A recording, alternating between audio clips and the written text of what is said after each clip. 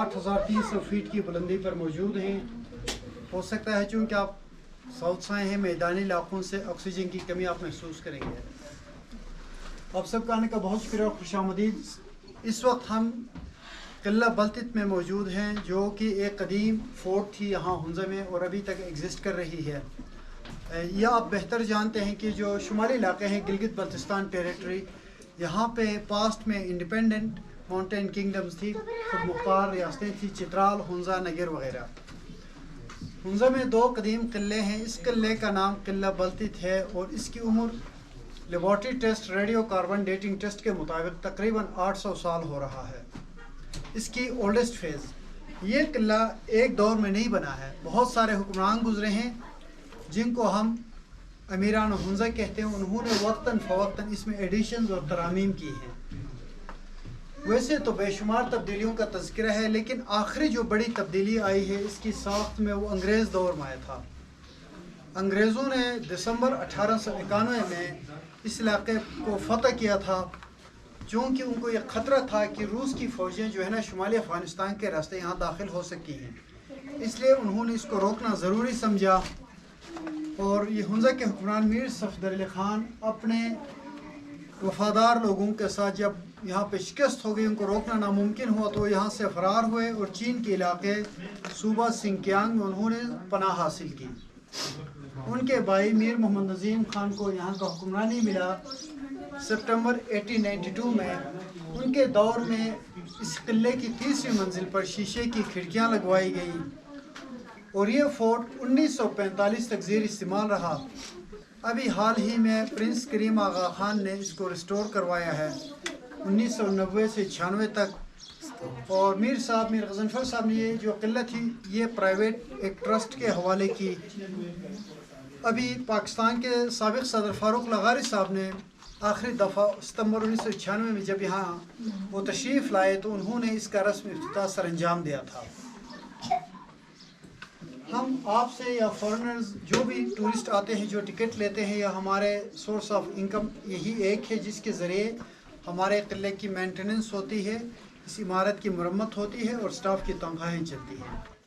تو خواتین حضرات 2 چیزیں آپ ذہن میں رکھیں. جب بھی ہم اندر گزریں گے آپ سر کا دھیان ضرور رکھیں، چونکہ دروازے مختصر ہیں، کہیں آپ کے پیارے سر کو چوٹ نہ لگے. آپ پلیز سر کا دھیان رکھیں. اور کہا جاتا ہے ماضی میں دشمن حملے ہوتی تھی، دشمنداری ہوتی تھی، اس کو روکنے کے لیے قلعوں کے دروازے بھی اور بعض اوقات لوگ بھی اپنے گھروں کے دروازے چھوٹے رکھتے تھے، ان کو روکنے میں آسانی کیا تھا.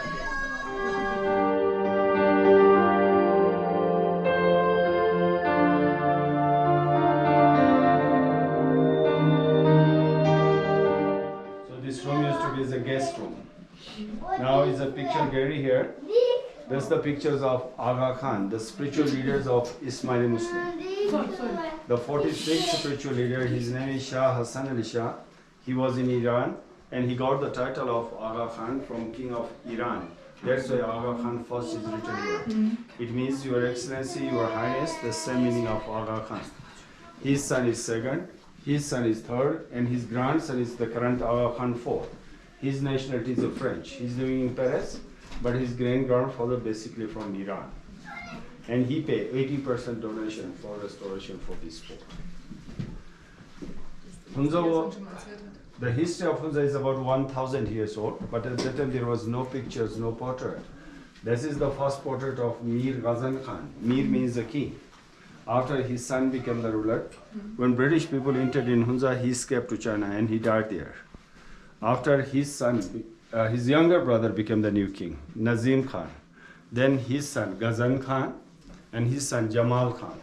So Hunza was a kingdom till 1974. After 1974, Hunza became under the Pakistan government, and the king of Hunza, he died after 2 years in 1976. His son, he's 75 years old now, he's still alive. And he retains the title of Mir. That's his wife and his eldest son. It's a ceremonial dress for the king. They are in the same dress. And this is for queen. Hunza state flag. This is bow and arrow. So after Muslim, then they use moon and star. So that's the Hunza of Marco Polo ship.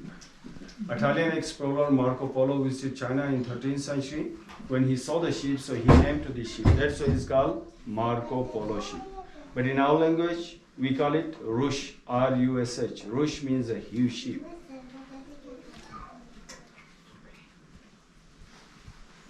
The rich European people, they pay $80,000 US for trophy hunting.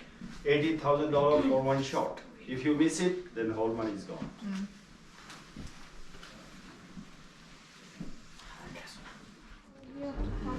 This is a summer bedroom. They used to sleep on the floor. Still 80% people they prefer to sleep on the floor. Only 20% people they use bed in Hunza.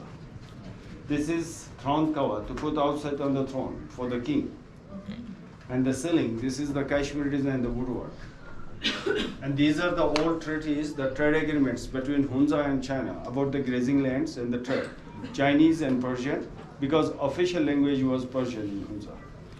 We people speak Burusheski language, but it was not in the written form.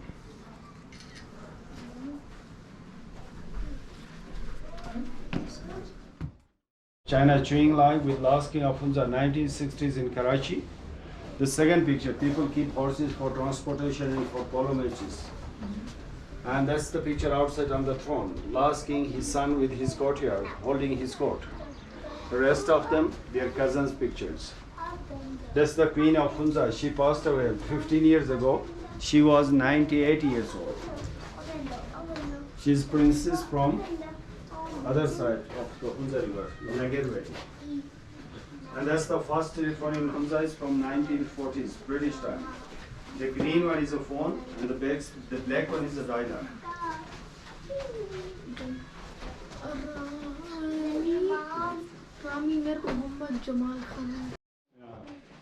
You have to read from the cloth, the baby doesn't fall down. And that's the Holy Qurans by Henritin the locals. That's 200 years old holy book. I mean, in the winter time, you don't need to go out. Cooking, sitting, talking, sleeping, all in one. First we use same magical instruments. China is the first country who introduced the paper money. That's the 5 Chinese currency notes there.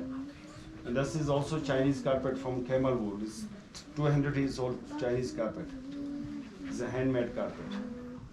And these are the matchlock rifles. These are Russian guns. But we got these guns from China in 17th century, but made in Russia. This room was open. There was no roof, no tent. In the rainy day, the whole rainwater comes in. But they had a drainage system to drain water. Persian.